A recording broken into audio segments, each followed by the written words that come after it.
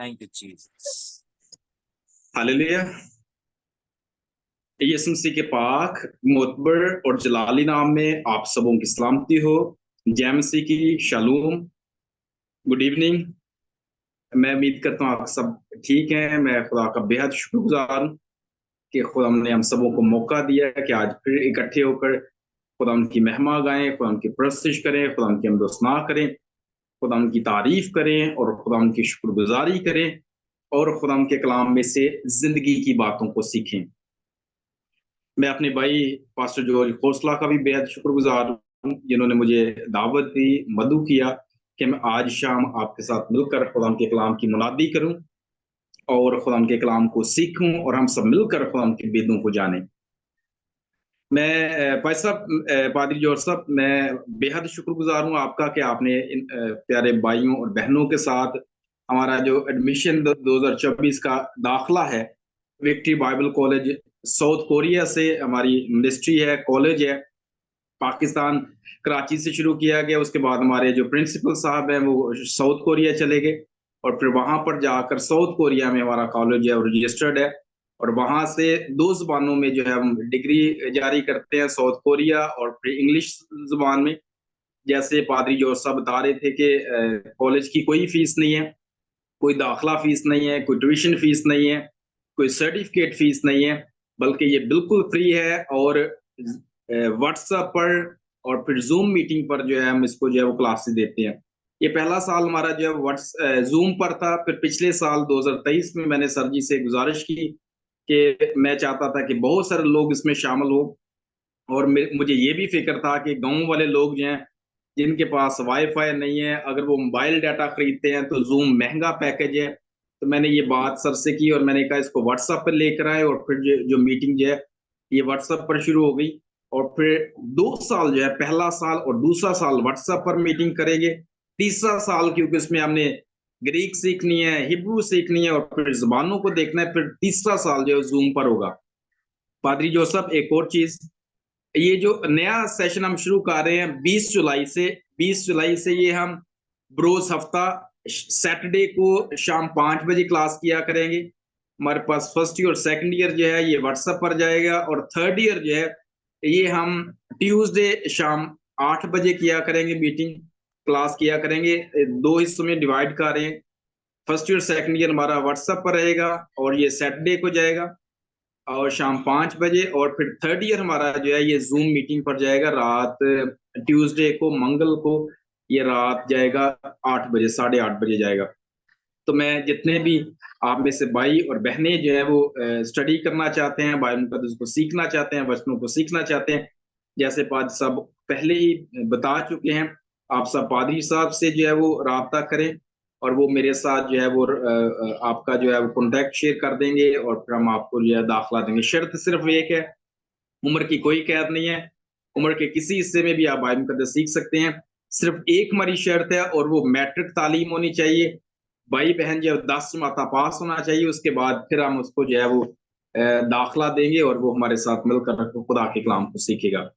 तो ये एडवर्टाइजमेंट के हवाला से था। 13 जुलाई तक आप जो है वो दाखला ले सकते हैं। 20 जुलाई से हम जो है क्लासेस शुरू करेंगे। तो आए हम सब अपनी आंखों को बंद करें, सरों को झुकाएं और आज के कलाम के लिए खुदा हमसे रहनुमाई मांगना शुरू करें। हालेलुया। प्यारे पिता यीशु मसीह नासरी में हमारे बाप, हम मसीह के नाम में आपका शुक्र करते हैं आज की बाबरकत शाम के लिए जो हमें दी गई कि मिलकर बंदगी करें और आपके कलाम में से सीखें। मैं अपने इन भाइयों और बहनों के लिए शुक्र करता हूँ जो आपके कलाम की भूख रखते हैं, प्यास रखते हैं और बड़े ईमान के साथ हाजिर हुए हैं, इकट्ठे हुए हैं ताकि मिलकर आपके कलाम में से सीख सकें। खुदा सीखने सिखाने के सारे सेशन को आपके पाक हाथों में देते हैं। मिन्नत करते हैं हमारा इकट्ठे होना आपके ज़िम्मे मकबूल ठहरे और आज हम जो कुछ आपके कलाम में से सीखें ये हमारी जिंदगी का हिस्सा ठहरे और हम इसको सीखें, समझे, कबूल करें, इस पर अमल करें और बोतेरों तक पहुंचाएं और बोतेरे आपको कबूल करें, स्वीकार करें, बच जाएं और आपकी बादशाही के फरजान ठहरे। खुदा मिन्नत करते हैं हमारे जो है वो ज़हनों को ज़रखेज़ कीजिए, हमारे दिलों को नरम कीजिए ताकि आज जब बीज बोया जाए तो ये हमेशा कायम रहे और आपके लोग इस वचन के द्वारा, इस बीज के द्वारा बढ़ते जाएं और इनकी जिंदगी बड़ी फलदार ठहरे और ये आपके सच्चे और पक्के गवाह बन जाए। सारी प्रॉब्लम जो इंटरनेट के वसीला के जरिए से आ सकती हैं, बिजली के बंदिश के जरिए से आ सकती हैं, इन सबों को बांधते हैं ताकि हमारी ये आज का ये सीखने सिखाने का सेशन जो है ये बड़ा बाबरकत ठहरे और बेहतरीन तरीके से पाया तकमील तक पहुंचे। मसीह के नाम में ये दुआ मांगते पाते हैं, आमीन। मेरे सुजो, आज हम मुकद्दस मत्ती की इंजील उसके 13वें बाब और उसकी 24वीं आयत से एक तमसील को सीखेंगे। आज हम जिस तमसील को सीखने को जा रहे हैं इसको कड़वे दानों की तमसील कहा जाता है। और मैं आपसे गुजारिश करूंगा कि आप में से कोई भी भाई बहन जो है वो मुकद्दस मत्ती की इंजील उसका 13वां बाब और उसकी 24वीं आयत से 30वीं आयत तक पढ़ना शुरू करें और हम इसको सीखें।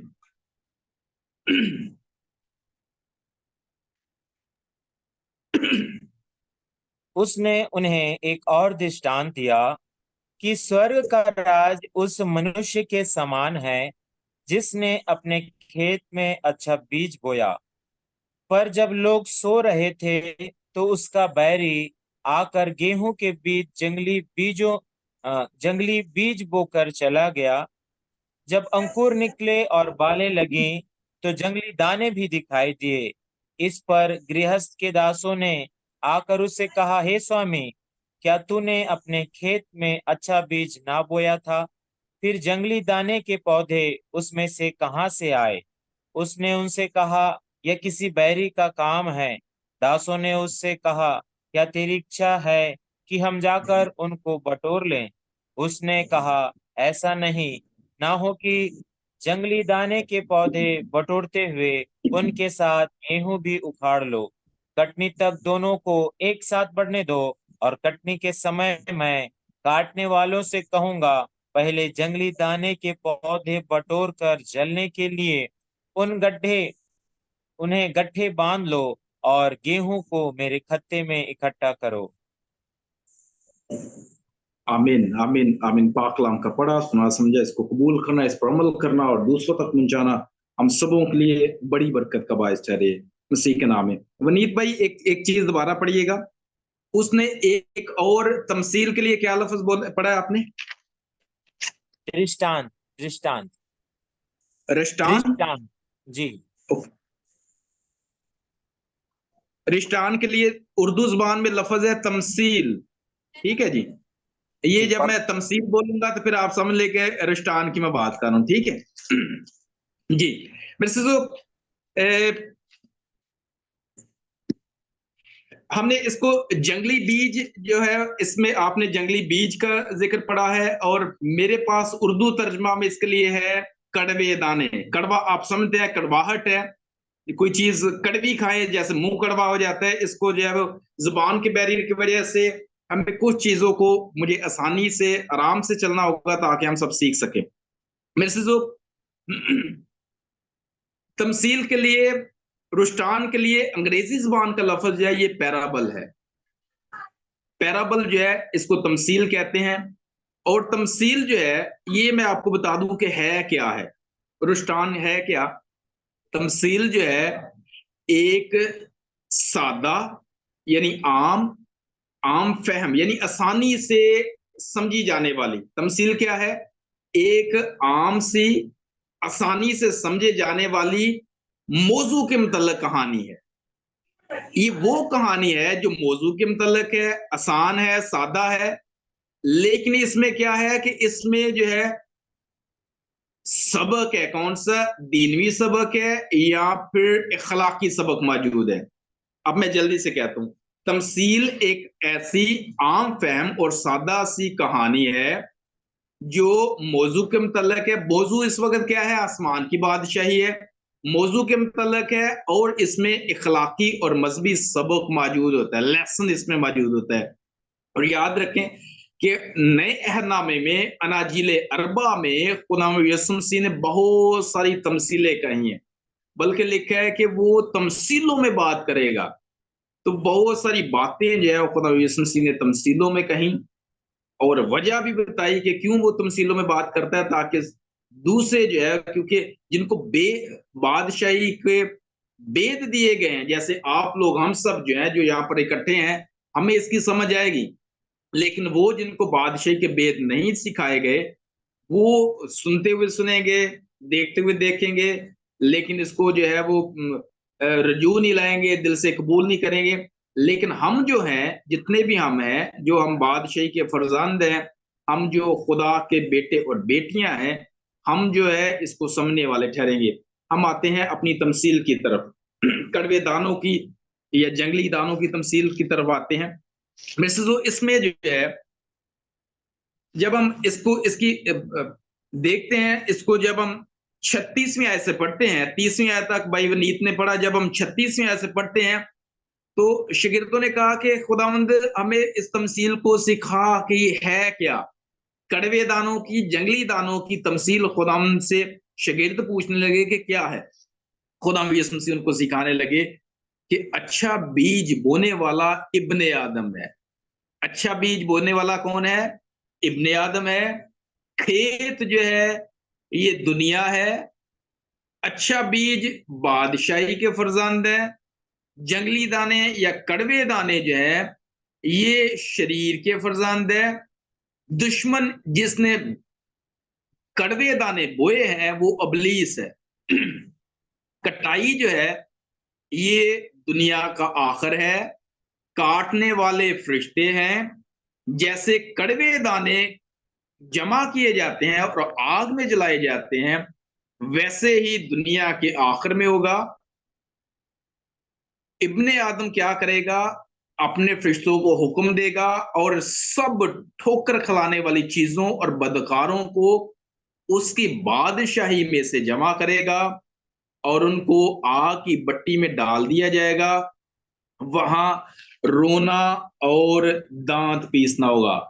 लेकिन क्या होगा? उस वक्त रास्तबाज है, ये मैं 43वीं आयत पढ़ रहा हूँ, 43 वर्ष पढ़ रहा हूँ। उस वक्त रास्तबाज अपने बाप की बादशाही में आफताब की मादद चमकेंगे।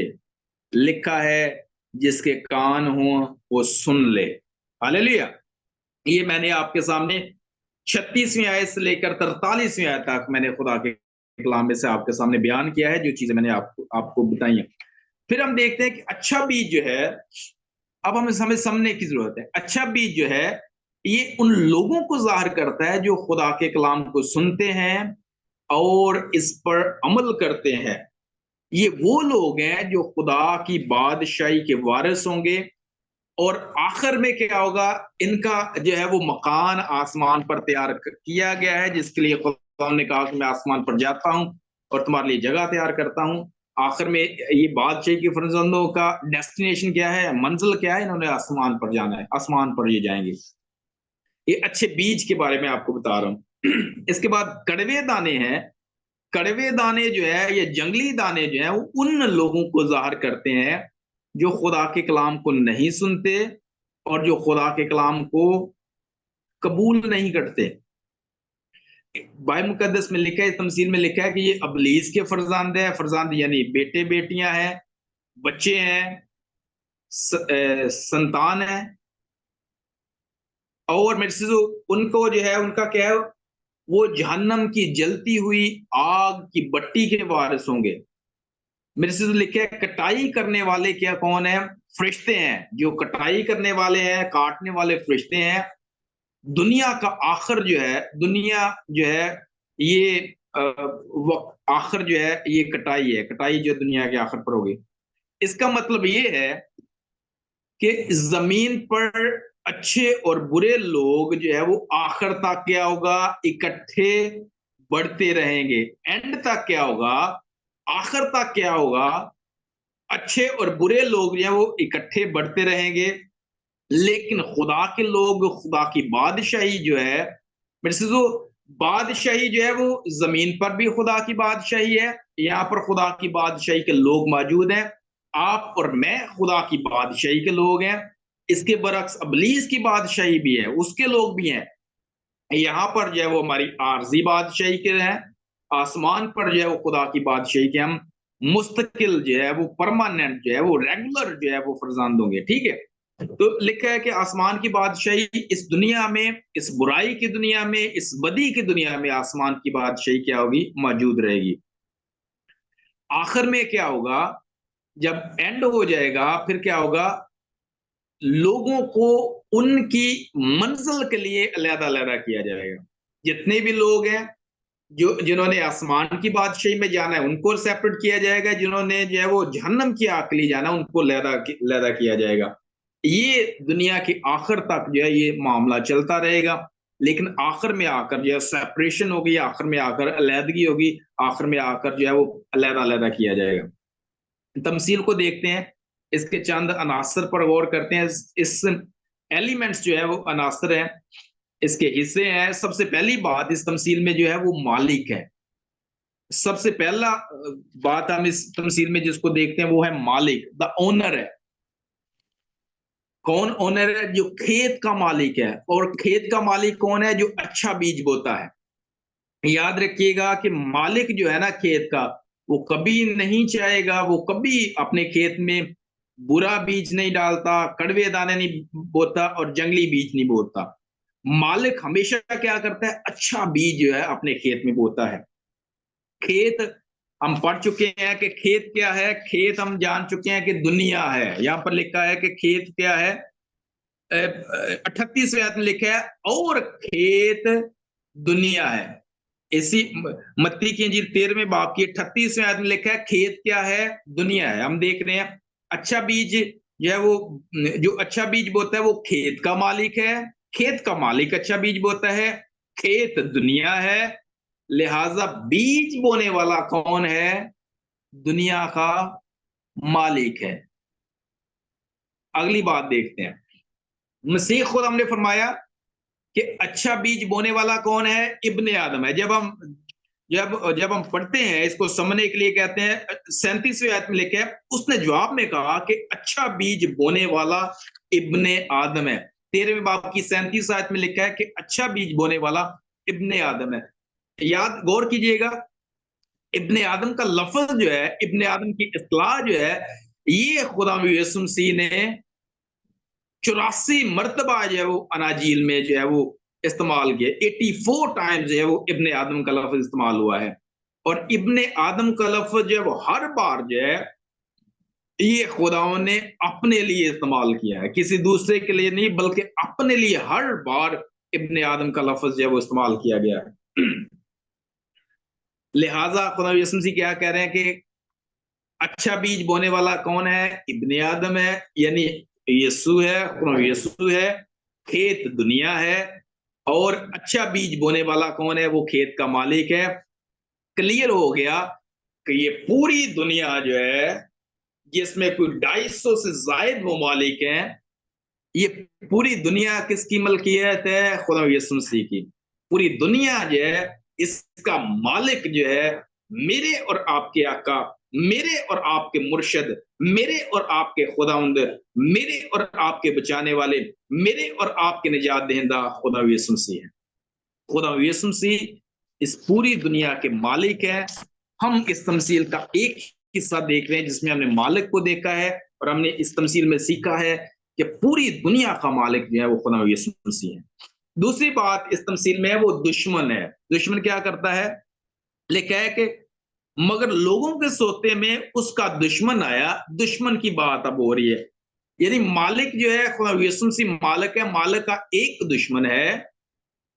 याद रखिएगा, अगर आप दुश्मन को जानना चाहते हैं, अगर आप दुश्मन को समझना चाहते हैं, तो आप उसके कामों को देखेंगे कि इसके काम कैसे, उसके कामों को जानेंगे ताकि आप दुश्मन को समझ सके। मसीह ने फरमाया कि इब्लीस जो है वो दुश्मन है। दुश्मन जो है इसके पास बड़ी कुवत है और इसका दायरा कार जो है, इसके ग्राउंड इसके पास जो है बहुत बड़ा इसका दायरा कार है, जिसकी वजह से इसकी कुवत इतनी ज्यादा है, इसका दायरा कार इतना ज्यादा वसी है कि इसके लिए खुदा को खुद मुजस्सम होकर आना पड़ गया। मसीह खुदावन को सलीब पर अपनी जान देना पड़ी। मसीह खुदावन को तीसरे रोज मुर्दों में से जी उठना पड़ा। ताकि क्या हो, ताकि अबलीस की बादशाही पर गलबा पाया जा सके। तो दुश्मन हम देखते हैं कि दुश्मन बड़ा ताकतवर है, दुश्मन बड़ा जोरावर है, इसके पास बड़ी कुव्वत है, और इस कुव्वत पर गलबा पाने के लिए खुदा को मुजस्सम होकर जिस्म लेकर इस दुनिया में आना पड़ा। यीशु मसीह मसलूब हुए, यीशु मसीह मर गए, तीसरे रोज मुर्दों में से जी उठे, ताकि इब्लीस पर, उसके कामों पर, उसकी बादशाही पर गलबा हासिल किया जा सके। इस तमसील की तीसरी बात जो है वो बीज है। हम देखते हैं कि बीज जो है, यहां पर हमें सीड नजर, अंग्रेजी जुबान में लफ्ज है सीड, बीज को देखते हैं। जब हम इसी 13वें बाब को पढ़ते हैं, और जब हम 13वें बाब की को शुरू करते हैं, पहली आयत से जब हम पढ़ते हैं, बल्कि चौथी आयत पढ़ते हैं, तीसरी आयत से बीज बोने वाले की तमसील हमें नजर आती है। एक और पैराबल जो हमें नजर आती है वो बीज बोने वाले की तमसील है। याद रखिएगा, मैं अभी आपको एक बड़ी अहम बात बताने को हूं, आप गौर कीजिएगा। पहली बीज बोने वाले की तमसील में हमें नजर आता है कि बीज जो है ये खुदा का कलाम। बीज बोने वाला लिखा है कि बीज बोने वाला बीज बोने निकला, और कुछ राह के किनारे गिरा, कुछ पथरीली जमीन में गिरा, कुछ अच्छी जमीन में गिरा। ठीक हो गया। तो लिखा है कि उसकी जब खुदा यीशु मसीह सिखाते हैं शागिर्दों को, तो वो कहते हैं कि बीज जो है ये खुदा का कलाम है। लेकिन इस तमसील में, इस पैराबल में, बीज जो है ये लोग हैं। याद रखिएगा, ये कड़वे दाने वाली तमसील जो है, इसमें बीज लोग हैं जो इस दुनिया में रखे गए हैं, ताकि जहां पर हैं वहीं पर वो बढ़े और फलें और जमीन को मामूर महफूम करें। मिसाल देता हूं, मुझे जैसे पाकिस्तान में रखा गया, आपको इंडिया में रखा गया। हमें इसलिए यहां रखा गया, आपको वहां, मुझे इसलिए रखा गया कि हम यहां पर क्या करें, बढ़ें और फलें और फूलें और जमीन को मामूर महफूम करें। इस तमसील में हमें देखता है क्योंकि बीज बोने वाले दो तरह के हैं, दो तरह के बीज बोने वाले नजर आए। एक जो है वो अच्छा बीज बो रहा है, और दूसरा कड़वे दाने बो रहा है। बीज बोने वाले दो तरह के हैं, यानी बीज दो तरह के हैं। मैंने आपको बताया कि बीज जो है वो लोगों को जाहिर करते हैं, यानी लोग भी दो तरह के हो गए। ठीक हो गया जी। अच्छा बीज जो है, हम सीख चुके हैं कि अच्छा बीज जो है वो खुदा के लोगों को, खुदा के फर्जंदों को, यानी बादशाही के फर्जंदों को जाहिर करते हैं। और कड़वे दाने जो है, जंगली दाने जो है, ये अबलीस के फर्जंद हैं। अबलीस के फर्जंद क्या करते हैं, ये बदी को पसंद करते हैं, और बदी के मुताबिक और बदी में क्या करते हैं, जिंदगी बसर करते हैं। मिसल जब हम अबलीस के कामों को देखते हैं, तो हमें नजर आता है कि अबलीस का काम क्या है, वो मसीह के खेत में कड़वे दाने बोता है। खेत क्या है, दुनिया है, दुनिया खेत है, मसीह मालिक है, मसीह की इस दुनिया का मालिक है, अबलीस दुश्मन है, और दुश्मन क्या कर रहा है, खेत में कड़वे दाने, जंगली दाने बोता है। जंगली दाने इसका बोने का काम है। अबलीस के पास जो है वो भलाई के, अच्छाई का ख्यालात नहीं, बल्कि उसके पास सारे मंसूबे जो हैं, उसके सारे मंसूबे जो हैं वो बदी के हैं, वो बुराई के मंसूबे हैं उसके पास। उसका मकसद सिर्फ एक ही है, अबलीस के पास एक ही मकसद है, और वो फसल को तबाह करना, वो फसल को बर्बाद करना है। फसल जो है खुदा के लोगों के मुखालिफ अबलीस काम करता है। अबलीस जो फसल जो है खुदा के लोग हैं, और अबलीस का काम इस फसल को तबाह करना, इस फसल को बर्बाद करना है। एक बात मैं आपको बताता चलूं, कभी आपने सोचा है कि मसीह की कलीसिया में क्यों इतने बड़े बड़े और खौफनाक वाकयात वकूअ पजीर होते हैं? हम देखते हैं, हम इंडिया पाकिस्तान में वाकयात देखते हैं, बहुत सारे वाकयात, मुझे नाम लेने की जरूरत नहीं, आप सब जानते हैं कि कैसे कैसे वाकयात है यीशु मसीह के लोगों के साथ, कैसे कैसे उनको तकलीफें दी जाती हैं, कैसे कैसे उनके साथ बुरे काम किए जाते हैं। ये सारे मैं और आप जानते हैं वजह आपको पता चल रही है क्या है, क्योंकि अबलीस खिलाफ है, अबलीस के मंसूबे जो है वो बदी के हैं, कलीसिया के को वो बढ़ोतरी नहीं चाहता, कलीसिया की तरक्की नहीं चाहता, कलीसिया को खत्म करने के लिए, कलीसिया को बर्बाद करने के लिए वो हर वक्त जो है वो मंसूबे बनाता है और तैयार रहता है। चौथा हिस्सा जब हम इसको देखते हैं, ये खेत है। हमने देखा है मालिक को देख चुके हैं, हम दुश्मन को देख चुके हैं, हम बीज को देख चुके हैं, और अब हम खेत को देखेंगे। खेत जो है, इस तमसील को समझने के लिए चंद बातों का जानना बेहद जरूरी है। बहुत सारे लोग समझते हैं कि ये तमसील जो है वो कलीसिया के मुतल्लिक है, और ये भी समझते हैं, ख्याल करते हैं कि कलीसिया कभी खालिस या प्योर नहीं, दुनिया पर कलीसिया कभी खालिस और प्योर नहीं हो सकती। इसलिए हो सकता है वो किसी हद तक ठीक भी हो, उनकी उनका ख्याल दुरुस्त भी हो, लेकिन याद रखें, दुरुस्त मैं इसलिए कह रहा हूं क्योंकि चंद बातें, इस तमसील की चंद बातें जो है वो कलीसिया पर लागू होती हैं। याद रखें एक चीज, मैं दोबारा से आपको याद करवा रहा हूं, खुदा यीशु मसीह ने कहा कि ये तमसील, इस तमसील में यीशु मसीह ने साफ साफ कह दिया कि खेत क्या है, दुनिया है। खेत क्या है, दुनिया, ये साफ साफ कह दिया।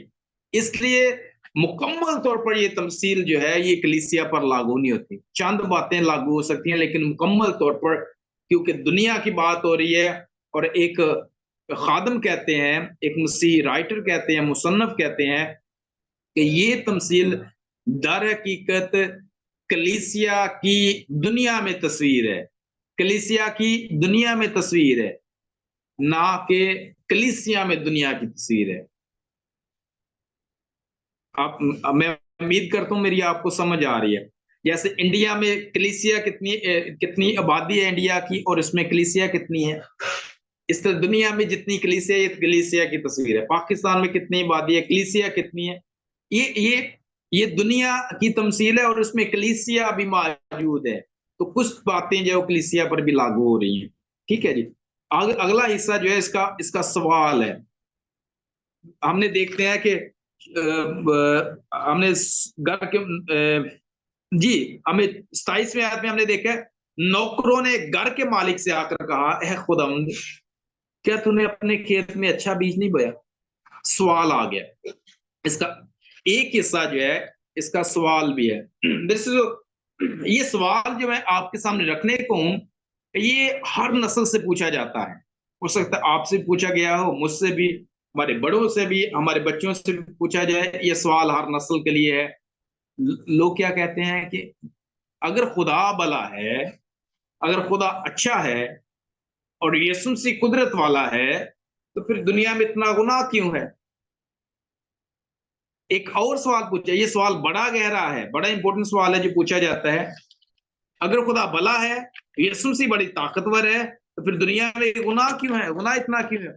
एक और सवाल पूछा जाता है, कहते हैं कि अगर मसीह खुदा ने सलीब पर अबलीस पर फतह पा ली, गुनाह पर फतह पा ली, तो फिर आज तक गुनाह इतना क्यों फल फूल रहा है, बढ़ क्यों रहा है, गुनाह बढ़ क्यों रहा है?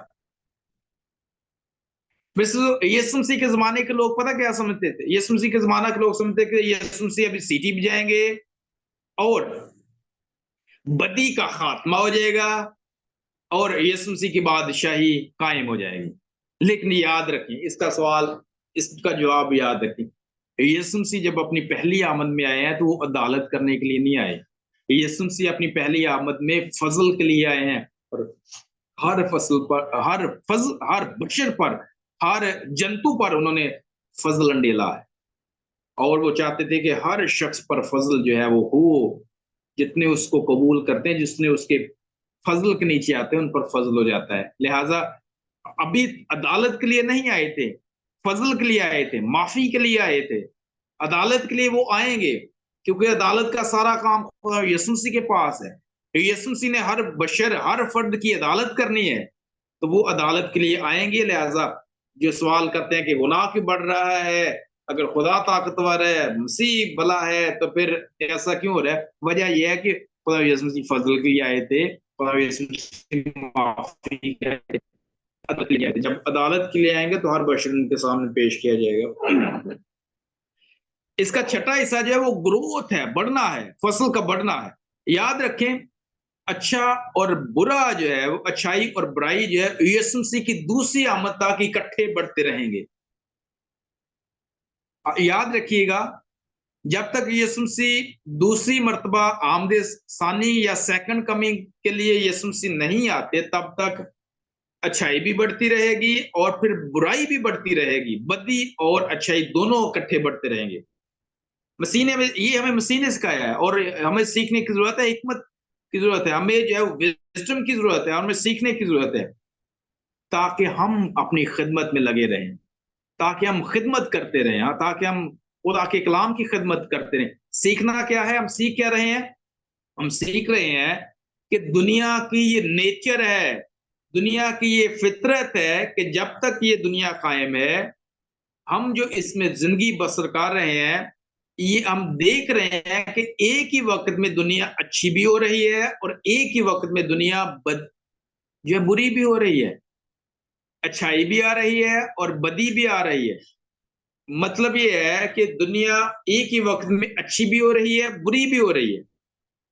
एक ही वक्त में अच्छे बीज जो है ये भी बढ़ रहा है, और एक ही वक्त में कड़वे दाने, जंगली दाने ये भी बढ़ रहे हैं। और वक्त गुजरने के साथ साथ इन दोनों की जड़ें जो है, इनकी रूट्स जो है वो मजबूत हो रही हैं, क्योंकि ये दोनों, खुदा यीशु मसीह ने कहा, हम पढ़ चुके हैं, जब उन्होंने, जब नौकरों ने कहा कि क्या हम कड़वे दानों को जाकर उखाड़ लें, तो खुदा ने क्या कहा, नहीं नहीं नहीं, अभी उनको बढ़ने, अभी इनको इकट्ठा बढ़ने दो। हमने पढ़ा है कि अभी, भाई विनीत ने पढ़ा कि अभी मालिक ने कहा नहीं नहीं, अभी इनको इकट्ठा बढ़ने दो, जब वक्त आएगा तो फिर मैं काटने वालों से कह दूंगा कि कड़वे दानों को लहदा कर ले और गेहूं को खत्ते में जमा कर ले। यही बात है कि दुनिया में क्या होगा, दुनिया में अच्छे और बुरे लोग जो है ये इकट्ठे बढ़ते रहेंगे। कब तक? जब तक यीशु मसीह दूसरी मर्तबा इस दुनिया में नहीं आते। तो ये वक्त गुजरने के साथ साथ मैंने आपको बताया कि इनकी जड़ें जो है ये मजबूत से मजबूत तर होती जाए। जो बदी करने वाले बदी करी जाएंगे, जो अच्छाई करने वाले अच्छाई करी जाएंगे। जो बुरे हैं वो बुरे होते जाएंगे, जो अच्छे हैं वो अच्छे हो जाते हैं। बुराई की जड़ें मजबूत होती जाएंगी, अच्छाई की जड़ें मजबूत होती जाएंगी। ये काम चलता रहेगा कब तक? आखिर तक। यही हमने पढ़ा है। मालिक ने कहा नहीं, इन दोनों को इकट्ठा बढ़ने दो, जब वक्त आ जाएगा तो फिर मैं काटने वालों से कहूंगा कि इनको इधर कर दो, इनको इधर कर दो। इस तमसील की एक और बात, आखिरी बात इस तमसील की जो मैं आपके सामने रखना चाहता हूँ, फसल की कटाई है। और हम जानते हैं, लिखा है कि फसल की कटाई जो है 39 वर्स में लिखा है, और कटाई दुनिया का आखिर है। वर्स नंबर 39 जब हम पढ़ते हैं तो वहां पर लिखा है, और कटाई दुनिया का आखिर है।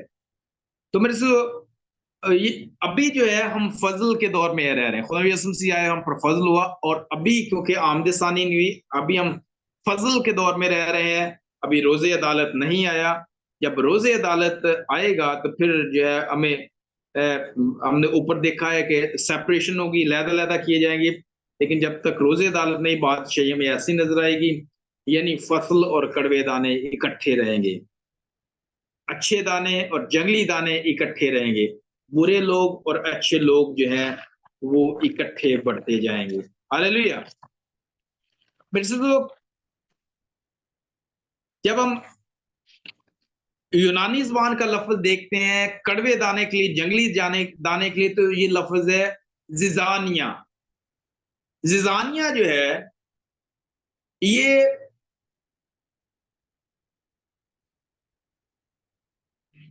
अच्छे दानों की क्या करे, अंग्रेजी ज़बान में सीड्स है लफ्ज, और वीड्स है। वीड्स के लिए यूनानी का लफ्ज जिजानिया है।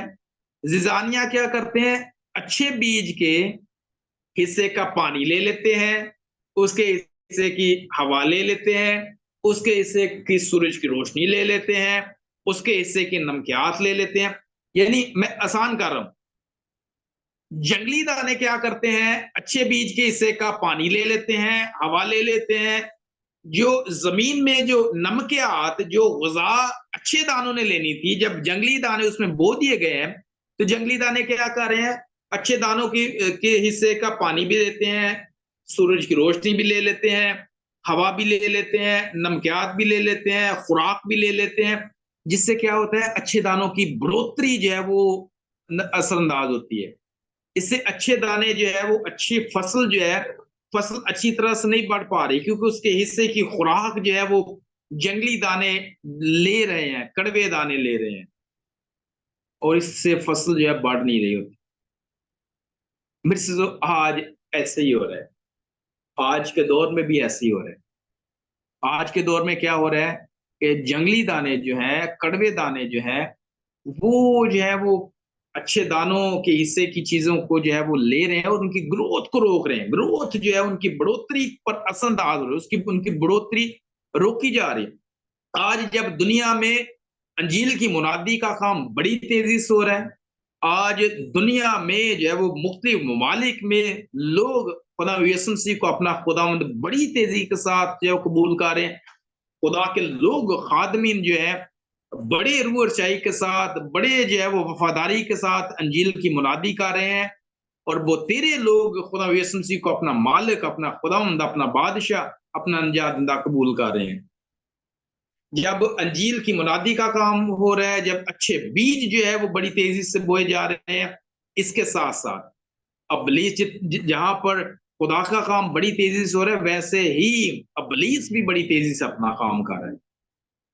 जैसे अच्छे बीज बीज दुनिया में बोए जा रहे हैं, वैसे ही कड़वे दाने भी दुनिया में जो है वो बड़ी तेजी के साथ बोए जा रहे हैं। आज अबलीस क्या कर रहा है, हमने हमने क्या सीखा है, मैं पीछे लेकर जाता हूँ दोबारा आपसे, ताकि हम पैगाम को आप एंड कर रहे हैं ताकि हम सीख सके। मैंने आपके सामने रखा कि अच्छे दाने, अच्छे बीज क्या है, वो लोग हैं जो खुदा के कलाम को सुनते और अमल करते हैं। अच्छा बीज वो है जो खुदा के कलाम, वो लोग हैं जो खुदा के कलाम को सुनते और उस पर अमल करते हैं। कड़वे दाने या जंगली दाने वो हैं जो ना कलाम को सुनते हैं और ना उस पर अमल करते हैं, ना उसको कबूल करते हैं। अब हम आगे चलते हैं। वैसे तो आज मैंने आपको बताया कि जिस तरह अंजील की मुनादी का काम बड़ी तेजी से हो रहा है, लोग मसीह को कबूल कर रहे हैं, वहां पर अबलीस भी बड़ी तेजी से काम कर रहे हैं। मैंने आपको कहा कि ये अच्छाई और बुराई दोनों कायम रहेंगे और ये साथ साथ चलते रहेंगे। जहां पर खुदा का काम हो रहा है, वहां पर अबलीस भी बड़ी तेजी से काम कर रहा है। वो क्या कर रहा है, वो कड़वे दाने बो रहा है बड़ी तेजी के साथ। हता कि आज एक मैंने आपको बताया कि खादमीन दिन रात काम कर रहे हैं, बड़ी जबरदस्त काम कर रहे हैं, बड़ी फर्माबरदारी के साथ काम कर रहे हैं, लेकिन वहां पर कलीसिया में से अबलीस बहुत सारे खादमीन को पकड़ रहा है, चुन जो है वो अपने इख्तियार में कर रहा है। उनको जो है वो तरह तरह का लालच दे रहा है, उनको जो है वो रुपए पैसे का लालच दे रहा है, उनको जो है वो गाड़ियों का लालच दे रहा है, उनको जो है बैंक बैलेंस का लालच दे रहा है, और वो जो है वो उनकी जिंदगी में कड़वे दाने बो रहा है ताकि कलीसिया की बढ़ोतरी जो है वो रुक जाए। मेरे से तो खुदा यीशु मसीह ने कहा कि जैसे मैंने तुमसे मोहब्बत की, तुम भी एक दूसरे से मोहब्बत करो। जब हम एक दूसरे से मोहब्बत नहीं है तो इसका मतलब है कड़वे दाने काम करें। उसी ने कहा कि मैंने सब कुछ बर्दाश्त किया, तुम भी बर्दाश्त करो। जब हम एक दूसरे को बर्दाश्त नहीं कर रहे तो इसका मतलब है कि कड़वे दाने काम कर रहे हैं। खुदा यीशु मसीह ने फरमाया कि क्या करना है, तुमने अपने काम जो है वो अपने रास्तबाजी के काम दूसरों को दिखाने के लिए ना करो, लेकिन जब हम कर रहे हैं तो इसका मतलब है कड़वे दाने काम कर। मैंने आपको बताया कि बहुत सारे खादमीन को, इससे पहले मैं फिर कहता हूँ, खुदा बहुत सारे खादमीन बेहतरीन काम कर रहे हैं, लेकिन जब बहुत सारे खादमीन बेहतरीन काम कर रहे हैं, वहां बहुत सारे खादमीन जो है उनको इब्लीस इस्तेमाल कर रहा है, उनको तरह तरह का लालच दे रहे हैं। खादमीन क्या कर रहे हैं जो इब्लीस के अत्ते चढ़े हैं, वो क्या कर रहे हैं, वो झूठे प्रोजेक्ट बना बनाकर, झूठे मोटे मंसूबे बना बनाकर दिन रात जो है वो डॉलर्स ढूंढने के लिए क्या कर रहे हैं, मेहनत कर रहे हैं। और फिर क्या करते हैं, गरीब खादमों को 500,000 रुपए के इवज जो सारा सारा दिन सेमिनार्स और वर्कशॉप में बिठाया जाता है ताकि अपनी हाजिरी दिखाई जा सके, ताकि डोनर्स को जो है अपनी हाजिरी शो की जा सके। मेरे से ये कड़वे दाने, मैं उनके खिलाफ नहीं हूं जो ये वर्कशॉप्स कर रहे हैं, जो सेमिनार्स कर रहे हैं। मैं कड़वे दानों के खिलाफ बात कर रहा हूं। मैं ये बात कर रहा हूं कि कड़वे दाने जिंदगियों में नहीं बोने चाहिए। हाँ, आप वर्कशॉप करवाएं, आप सेमिनार्स करवाएं, लोगों को जो है वो पावर करवाएं कि आपको खुदा यीशु मसीह मिलेगा, आपको जो है वो खुदा का कलाम जो सिखाया जाएगा, और लोग बगैर किसी लालच के सारा दिन बैठकर सिर्फ एक बिरयानी के डब्बे के लिए ना बैठे रहे, बल्कि इसलिए बैठे रहे कि मुझे वहां पर पानी मिले या ना मिले, मुझे वहां पर रोटी मिले या ना मिले, मुझे वहां पर बिरयानी, सिंधी बिरयानी या कराची बिरयानी या बंबई बिरयानी वहां पर मिले या ना मिले, मुझे यस्सु मिलेगा। ये बात समझे, मैं कह रहा हूँ कि ये होना चाहिए। लोगों को जो है वो लालच देकर नहीं बिठाया जाए, बल्कि लोगों को इस चीज की उम्मीद देकर उठाया जाए कि यहाँ पर आपको जिंदगी मिलेगी, यहाँ पर आपको बरकत मिलेगी, यहाँ पर आपको शिफा मिलेगी, यहाँ पर आपको यस्सु मिलेगा। तो मेरे से तो मैं आपको बता रहा था कि लोग क्या करते हैं, अपनी हाजिरी शो करने के लिए ये सारे काम कर रहे हैं, ताकि जो है वो डोनर्स को हाजिरी शो की जाए और उनको उनसे जो है वो फायदे लिए जाए। मेरे से तो फिर हम देखते हैं कि मैंने आपको बताया कि मोहब्बत से खा ली, आज लोग जब एक दूसरे से मोहब्बत नहीं कर रहे, खादमीन में भी मोहब्बत की कमी है, लोग जो लोगों में मोहब्बत नहीं रही। मसीह खुदा ने फरमाया कि जिस तरह मैंने तुमसे मोहब्बत की, तुम भी एक दूसरे से मोहब्बत रखो। खुदा के कलाम में बुजुर्ग यूहन्ना लिखते हैं कि आज तक किसी ने खुदा को नहीं देखा, लेकिन जब हम एक दूसरे से मोहब्बत करते हैं तो खुदा हम में रहता है। जब हम एक दूसरे से प्यार करते हैं तो खुदा हम में रहता है। मेरे से खुदा यीशु मसीह ने कहा मोहब्बत करो, जब हम मोहब्बत नहीं कर रहे तो इसका मतलब है कि कड़वे दाने काम कर रहे हैं, अबलीस ने कड़वे दाने बोए हैं, वो काम कर रहे हैं। जब हम एक दूसरे की बर्दाश्त नहीं कर रहे, एक दूसरे को देख नहीं पा रहे, तो इसका मतलब है कि कड़वे दाने काम कर रहे हैं। मेरे से तो मैंने आपको बताया कि खिदमत का काम जो है वो दिखावा नहीं है। वो तो लिखा है कि खबरदार, लिखा है खबरदार, तुम्हारे रास्तबाजी के काम, जो तुम अपने रास्तबाजी के काम दूसरों को दिखाने के लिए ना करो, दिखावा के लिए नहीं है रास्तबाजी के काम, लेकिन लिखा है ताकि तुम्हारा आसमानी बाप देखे और तुम्हें उसका अजर मिले। आज लोग क्या करते हैं, आज लोग आसमानी बाप से अजर लेने की बजाय आज लोग सोशल मीडिया से लाइक्स और शेयर लेना ज्यादा पसंद करते हैं, ताकि किसी ना किसी तरीके से वहां से भी कोई ना कोई जो काम चले। तो मैं तो आज जब ये सब कुछ है, खुदा ने कहा कि लोगों बखान ली ना करो, अगर बखान ली करांगे इट मीन्स के देयर इज वीड्स, खड़वे दाने हैं वहां पर। तो मेरे से तो जितने आज इस वक्त यहाँ पर मौजूद हैं, मैं आप सबको ये बावर करवाना चाहता हूँ, आप सबको ये याद करवाना चाहता हूँ कि मेरे से जो हमें क्या करना है, हमें जो है अपनी जिंदगियों में जो है वो खुदा के कलाम को काम करने देना है, ताकि अच्छे बीज जो हमारी जिंदगी में बोए जाते हैं वो हमारी जिंदगी में काम करें, उसके मुताबिक हम अमल करते रहें। लेकिन मेरे से जो अगर हम कड़वे दानों, जंगली दाने जो है हमारी जिंदगी में काम करेंगे, हम लालच में काम करेंगे, हम किसी न किसी, मेरे से जो जो जो जो मजदूर है ना वो अपनी मजदूरी का हकदार है, और खुदा कभी मजदूरी नहीं रखता। कोई भी मजदूर है, अगर कोई खुदा के खेत में काम कर रहा है तो वो उसको मजदूरी मिलेगी। इंसान की तरफ हाथ ना देखें, बंदे की तरफ ना देखें, खुदा की तरफ देखें। अगर कुछ लोग कहते हैं, अगर कुछ लोग चाहें कि मैं खिदमत करना तो मेरे को वो अगर मैं वर्कशॉप पे जाता हूँ, सेमिनार पे जाता हूँ, मुझे कुछ इनकम मिल जाती है तो इसलिए नहीं भाई। अगर आप खादिम के लिए जरूरी है कि वो पहले अपने घर का बेहतरीन तरीके से इंतजाम करता हो। अगर आप खिदमत करते हैं तो आप अपने घर का इंतजाम करने वाले भी हों। ये खुदा के कलाम का फैसला, मेरा नहीं है, क्योंकि खुदा के कलाम में ये लिखा है।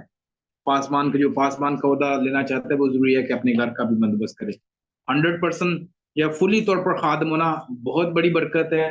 जरूरी है कि हम फुली तौर पर खादम हो, लेकिन मेरे चीजों खुदा की तरफ देखें, लेकिन ना कि आदमियों की तरफ, कि आदमी को देखें कि कोई आदमी आपको 500,000 रुपया देगा तो फिर आपका काम चल सकेगा, ऐसा नहीं है। तो मेरे चीजों खुदावंद आप सबों को बड़ी बरकत है। आज हमने कड़वे दानों की तमसील को बड़ी डिटेल के साथ मैंने आपके सामने रखा है, और मैंने ये भी बताया कि किस तरह आज कड़वे दाने काम कर रहे हैं, किस तरह से कड़वे दाने जो है वो बढ़ोतरी को रोक रहे हैं, ग्रोथ को रोक रहे हैं, और किस तरह से हमें जो है वो अपने आप को जो है वो इन कड़वे दानों में रहकर, मैंने एक चीज दोबारा कर रहा हूं, हमें इनके साथ बढ़ना है, हमें इनके साथ बढ़ना है। फसल को हमने देखा है कि फसल को और जड़ी बूटियों को मालिक ने कहा इकट्ठा बढ़ने दो, हमें इनके साथ बढ़ना है। हमें इनमें के साथ बढ़ते हुए अपनी कुव्वत के साथ जो है वो हमें हमें खुदा की फजल के साथ, उसकी कुव्वत के साथ हमें तरक्की करनी है, बढ़ना है, ताकि बतेरों को बचा सके, बतेरों तक खुदा के कलाम को पहुंचा सके और बतेरे खुदा के कलाम से बच जाए। तो मेरे जो कड़वे दाने की तमसील मेरे और आपके लिए है, हमें इसको समझते हुए, इसको कबूल करते हुए इस पर अमल करना है, और खुदावंद हमें इस तमसील को सीखने, समझने, कबूल करने, सिखाने और दूसरा तक पहुंचाने की बड़ी बरकत दे। मसीह के पाक नाम में आमीन।